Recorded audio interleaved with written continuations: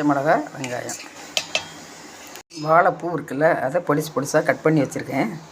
இந்த வறுக்கு பாருங்கள். இதில் உள்ள ஒரு குச்சிமாக இருக்கும், அந்த குச்சியும் எடுத்துடணும். இதில் வெங்காயம் ஜருக மாதிரி ஒரு ஜருகை இருக்கும், அதையும் எடுத்துடணும்.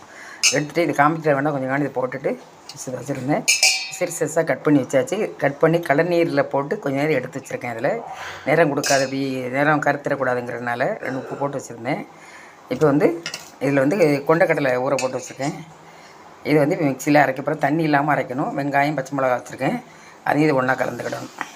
அதில் போட்டேன், அதில் ஒரு சுற்றி எடுத்துடலாம். இப்போ அரைச்சி வச்சுருக்கதை அதோட கலந்துடலாம். பச்சை மிளகா, வெங்காயம், இது தேவைக்கு தகுந்தால ஒரு கல் உப்பு போட்டுக்கிட்டேன். கருவேப்பிலை போட்டிருக்கேன், கொஞ்சம் காயப்பொடி போட்டு நல்லா பிசைஞ்சிடணும். இது கூட கொஞ்சம் மஞ்சள் பொடி கலந்துக்கிட்டேன். காரப்பொடி வேணால் கலந்துக்கலாம், ஏன்னா நான் மிளகாய் போட்டேன். குழந்தைகள் சாப்பிட்டாலும் ரொம்ப காரம் இருக்க வேண்டான்னு. வடையை வந்து இந்த மறுபடி தட்டிக்கிடணும். தட்டிக்கிட்டு இப்படியே போட்டுடலாம்.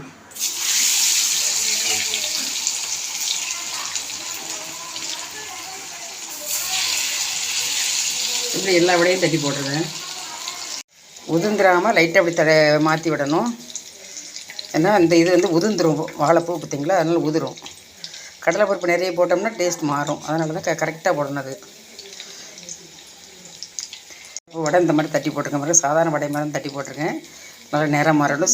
தீயை சிம்மில் வச்சுக்கிடணும். முதல்ல அதை தட்டி போட்டு அந்த வடையெல்லாம் நம்ம எடுத்துடலாம். இன்னும் கொஞ்சம் வேகட்டும், ஏன்னா இது உதிரும், அதனால் பார்த்து நம்ம எடுக்கணும். இது குழந்தைகள் விரும்பி சாப்பிடுவாங்க ஈவினிங் ஸ்நாக்ஸாக. இது சத்து உள்ளது வேறு. மழை பெஞ்சிட்டு அந்த மாதிரி செஞ்சு சாப்பிட்றது ரொம்ப நல்லாயிருக்கும்.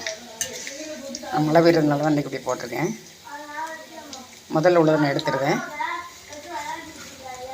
வடைகள் ஒன்று ஒன்றா எடுத்துடுறேன்னா எண்ணெய் வந்து கொதி அடங்கும் நம்ம எடுத்துடலாம். இன்னும் கொஞ்சம் வேகணும். கொதி அடங்கிட்டால் அது வெந்துட்டுங்கிற அர்த்தம். கொஞ்சம் நேரம் மாறணும். எடுத்துடலாம்.